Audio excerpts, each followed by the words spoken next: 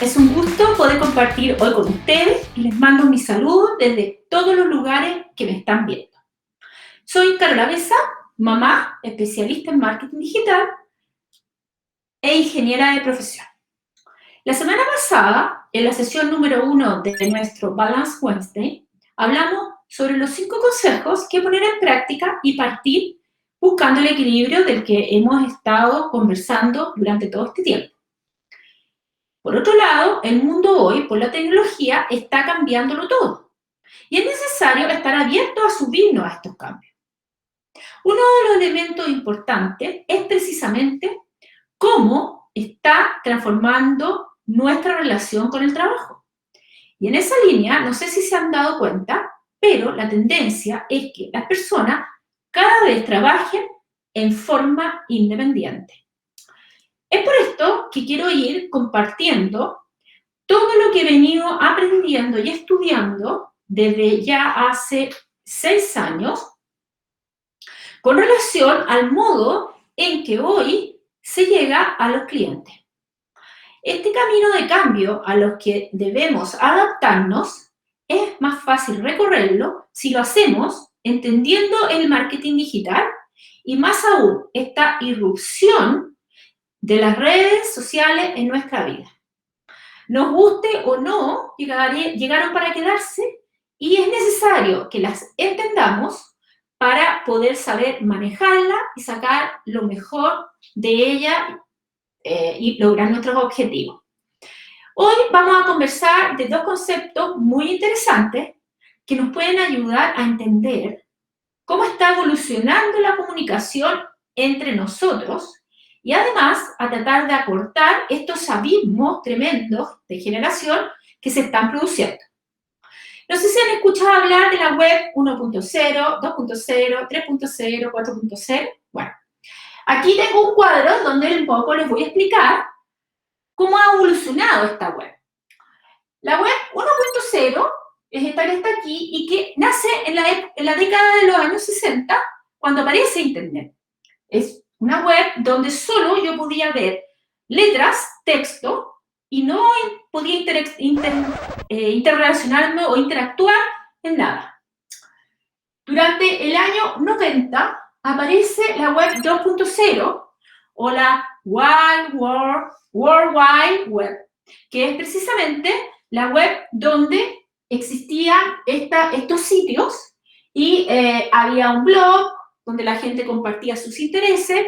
Teníamos a Google, que nace en el año 95, Larry Page en Stanford como estudiante decide crear esta plataforma para poder ordenar y encontrar los sitios web.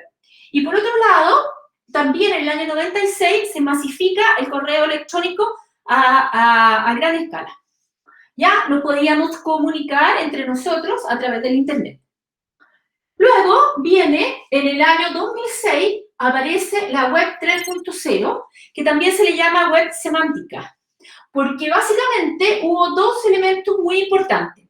Aparecieron las redes sociales, o irrumpieron de forma explosiva, apareció Facebook, apareció Instagram, WhatsApp, ahora más recientemente, y todas las redes sociales que hoy día más o menos son las más grandes, y que han permitido conectarnos entre nosotros, comunicando, consumir conocimiento, noticias, todo lo que no imaginábamos lo podemos hacer a través de estos elementos.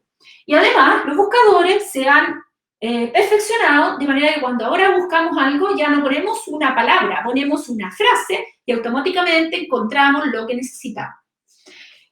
Luego viene la web 4.0 o Internet de las cosas que le llaman, donde básicamente interactuamos a través de la inteligencia artificial y un concepto que le llaman Machine Learning, donde en definitiva lo que se hace es procesar todos estos datos que constantemente las plataformas a través de las redes sociales y estos mismos elementos que nosotros usamos, como puede ser un reloj digital o estos instrumentos que usamos para hacer deporte, todos aquellos elementos adicionales a los celulares o a los computadores, que están recabando información de nosotros.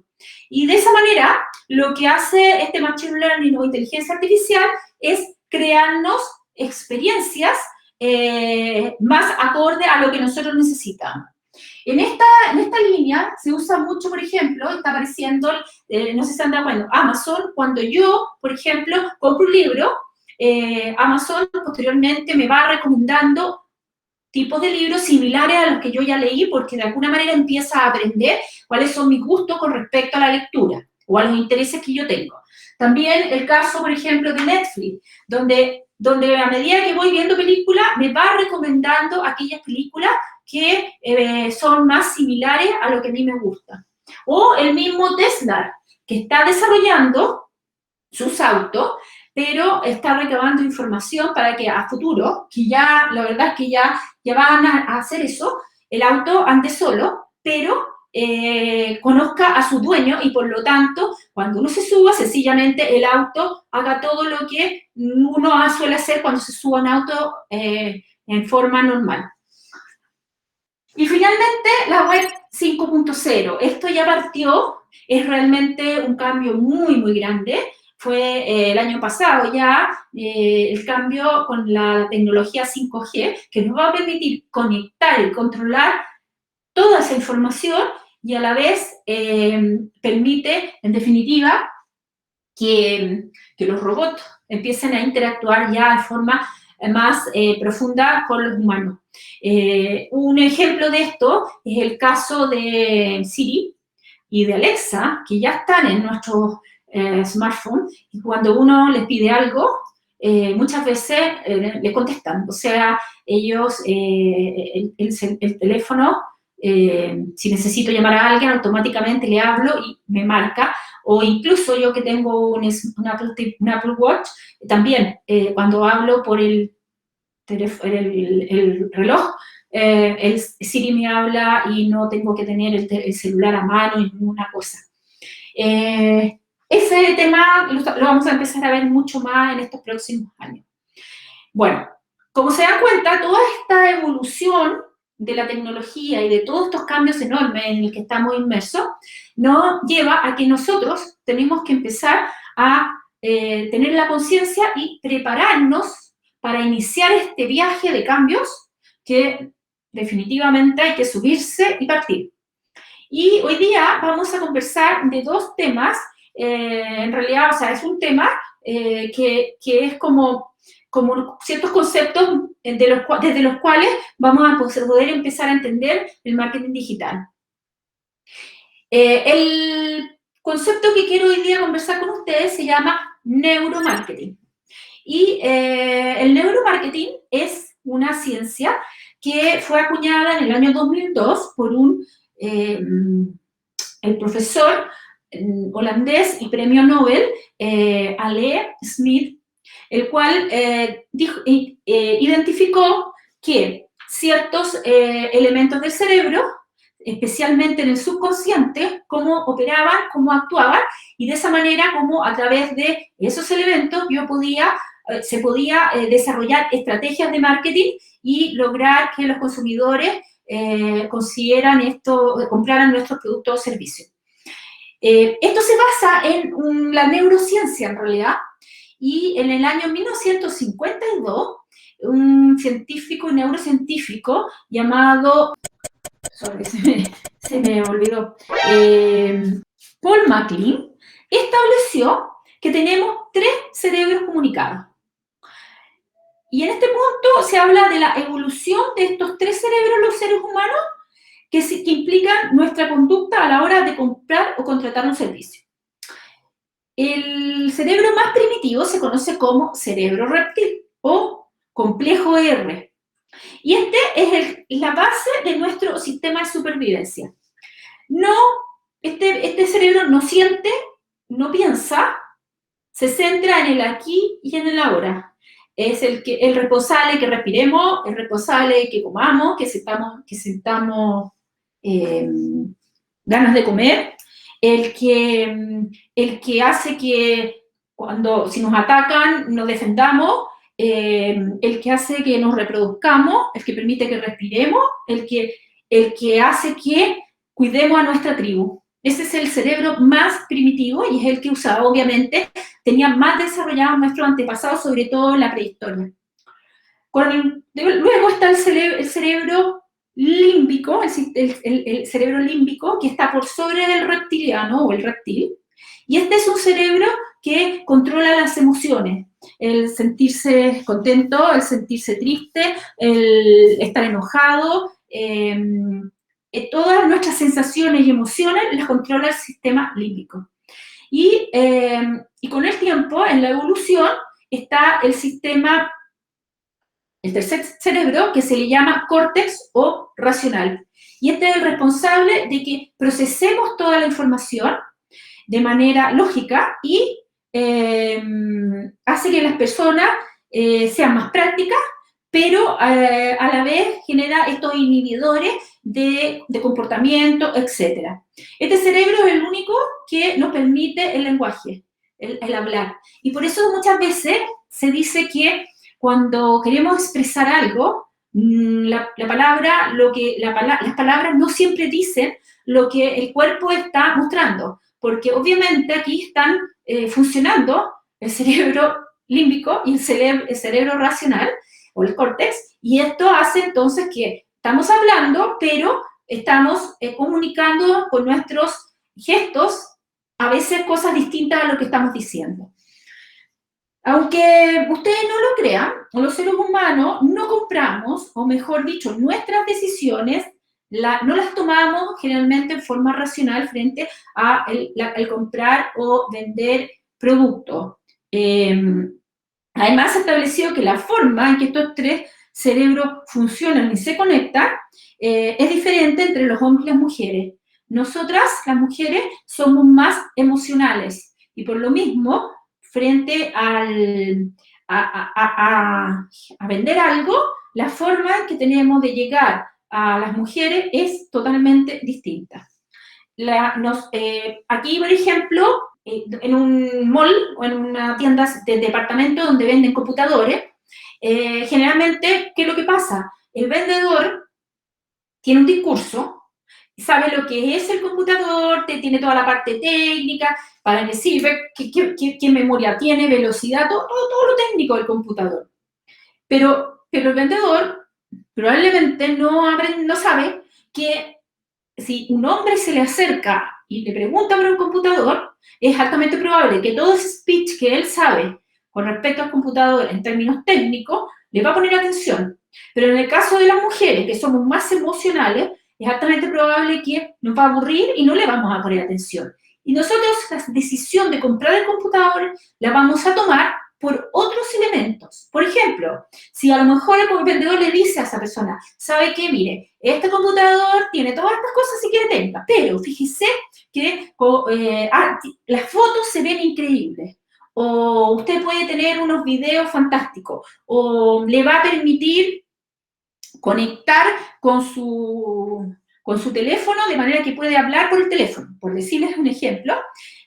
Eso para ser los elementos probablemente que van a gatillar nuestra decisión de compra y no la velocidad, qué tan potente va a incidir, pero bastante menos. Aquí otro ejemplo que les puedo dar y que me pasó a mí en forma personal fue hace como 3 años atrás decidí cambiar mi auto. ¿Y qué es lo que hice? Hice una lista con todos los atributos que eran importantes para mí frente a la decisión de cambiar el auto y obviamente busqué marcas que de alguna manera pudieran satisfacer esos atributos, características que yo quería que tuviese el auto. Entonces, como yo soy ingeniera, hice una planillita, puse las distintas marcas, puse por abajo todos los atributos y obviamente había cosas que me interesaban, qué sé yo, que no fuera muy gastador el auto, que no gastara mucha benzina, ¿no es cierto? Que a lo mejor a mí me interesaba mucho toda la parte del confort, no tanto a lo mejor la seguridad, porque no parte de la base que todos los autos en general son seguros, pero sí, por ejemplo, que tuviera el botoncito para esto, el botoncito para lo otro, etc. Pero al final, las marcas que yo había seleccionado eran todas muy, muy parecidas, y los precios, la verdad, que estaban dentro de los mismos rangos, entonces la decisión no era fácil. Y bueno, me pasó que fui a verlos a todos en el lugar donde estaban, que había distintas marcas, los probé, y cuando probé el que compré, el vendedor me dice algo que a mí automáticamente me hizo clic. Y me dice, ¿sabe qué? Este auto se conecta a su celular, pero a su celular iPhone, porque viene hoy día, hicieron un convenio con Apple, con iPhone, y por lo tanto, con Apple, y por lo tanto, el teléfono, usted le puede hablar y el auto va a hacer todo lo que usted le pida a través del teléfono. Eso para mí fue lo que cerró mi decisión de compra. Y eso que ese auto era, no bastante, no, pero era más caro que los otros que estaban dentro de la lista. Y ahí es lo que la decisión que yo tomé es absolutamente emocional, no es racional.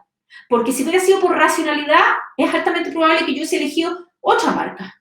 Pero lo hice emocionalmente porque para mí, en mi caso, el mundo Apple es muy fuerte, me gusta mucho, como digo yo, mis hijos se ríen, la experiencia Apple, y si mi auto además iba a poder entrar en todo este ecosistema, ya eso no había más que pensarlo.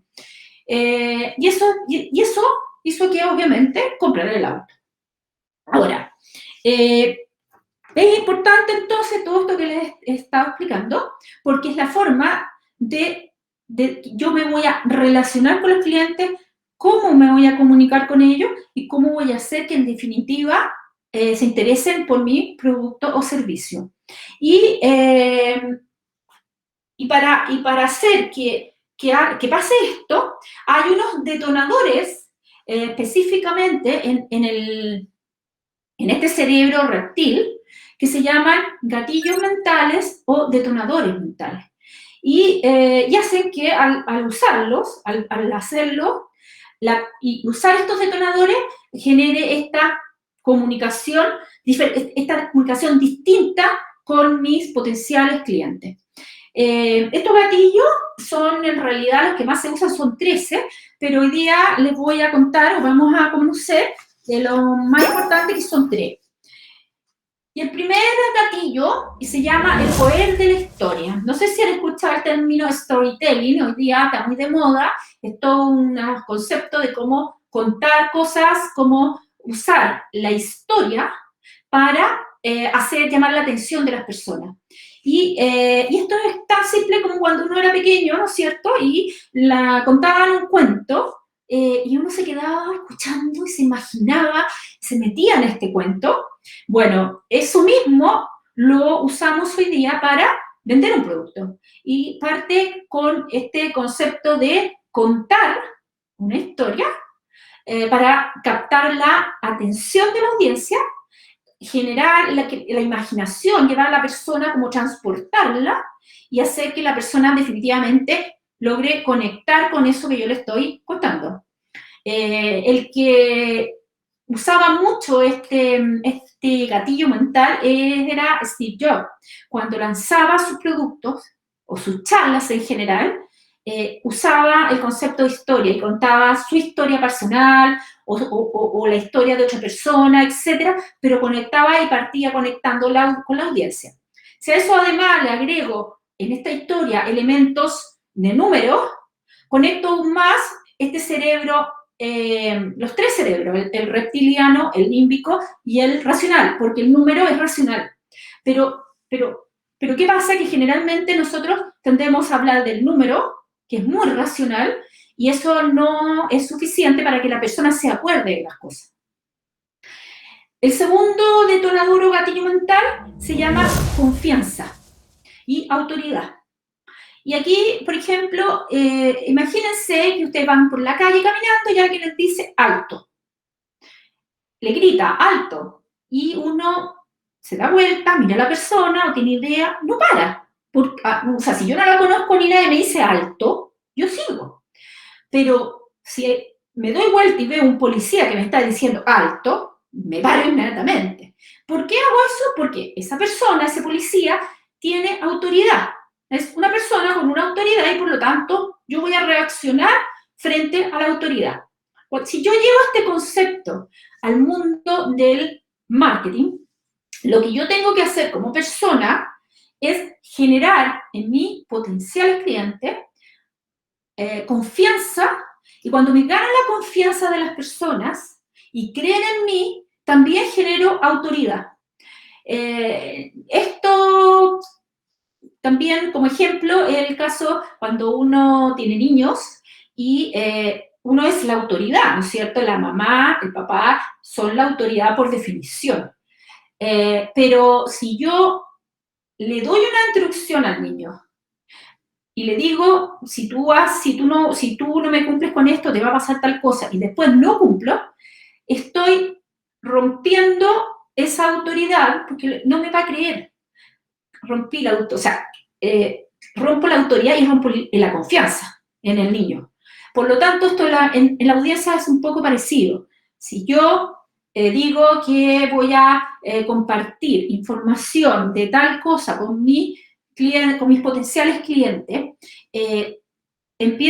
tengo que generarme esa confianza en la gente y digan, oh, esta persona sabe de esto, me genera confianza, y cuando necesite un producto o, en su defecto, un servicio, voy a comprarle o voy a contratarla porque de verdad que creo que sabe, que es la autoridad, y además no me está mintiendo, no me está contando el cuento del tío. Y por último, la escasez. La escasez es algo que muchas marcas usan. El problema es que usar la escasez es muy potente porque es uno de los elementos que tenemos más, uno de los gatillos mentales que está más arraigado en nosotros en términos del miedo que nos produce quedarnos sin eso. A lo mejor no voy a lo mejor no necesito incluso eso, pero dado que se va a terminar, yo necesito tenerla. Pero lamentablemente ocurre que las marcas en general lo mal usan. Y aquí les voy a dar un ejemplo. Cuando la farmacia, por ejemplo, hay una farmacia que siempre está mandando correo y que tal día es la segunda unidad de termocosmética, un 50% de descuento, etcétera, etcétera. Y esto es de tal fecha a tal fecha, y si no, ya no hay más, etcétera. Pero ¿qué es lo que ocurre? Que eso en realidad, ya al final uno como consumidor se empieza a dar cuenta que está en forma permanente. Y por lo tanto, pierde credibilidad frente a este gatillo mental de la escasez. Luego, dice, esta semana hay descuento 50% en la segunda unidad, y yo la verdad es que digo, total, no me interesa, ya muy probablemente la próxima semana o en 2 semanas más, otra vez lo van a poner. Por lo tanto, ya no hay ese efecto de escasez en el tema. Luego, cuando yo uso el gatillo de la escasez, debo cumplir con lo que estoy diciendo, en términos de que si la oferta es por tantas unidades, se terminó y se terminó. Y no este tema de que por éxito de la promoción vamos a seguir ofreciendo esto, porque ahí ya no hay escasez, ya la confianza frente a ese mensaje se perdió. Siempre, importante, la escasez sirve para aumentar el valor de un producto o servicio y para que la gente actúe, tome la decisión rápido. Y por último, recapitulando todo esto que hemos conversado hoy día, lo primero es que debemos tener conciencia de este impacto en la tecnología, cómo se están produciendo estos cambios en el mundo del trabajo y en estos abismos o esta disrupción de la tecnología que genera también que las generaciones, se generen abismos entre las generaciones en términos de los conocimientos de cada grupo. Y por otro lado, esta evolución desde la web 1.0, desde el año 60 hasta ahora, hasta el año 2021, donde estamos entrando a pasos agigantados en la web 5.0. Además, hemos hablado del neuromarketing y cómo esta ciencia nos ha permitido entender muchos de los comportamientos de nuestro consumidores a través del desarrollo de esta conexión de estos tres cerebros, y esta es la forma en que tenemos de llegar y hablarle a nuestros consumidores. Y finalmente, cómo estos códigos o detonadores del cerebro reptil gatillan que las personas se interesen por nuestros productos o servicios. Quiero agradecerles por haberme escuchado. Espero que les sirva lo que les conté hoy día. Acuérdense, estoy compartiendo harta información en mis distintas redes sociales, así que nada, feliz de hacerlo, me encanta, es mi pasión, y lo único que yo quiero es que nos subamos todos en esta, como digo yo, nave para partir de este viaje del cambio, de ir aceptando los cambios, pero con conciencia y sacándole provecho a las cosas. El próximo miércoles vamos a conversar sobre redes sociales y cómo elegir las más adecuadas para nuestro negocio. Que estén muy, muy bien todas y nos vemos el próximo miércoles.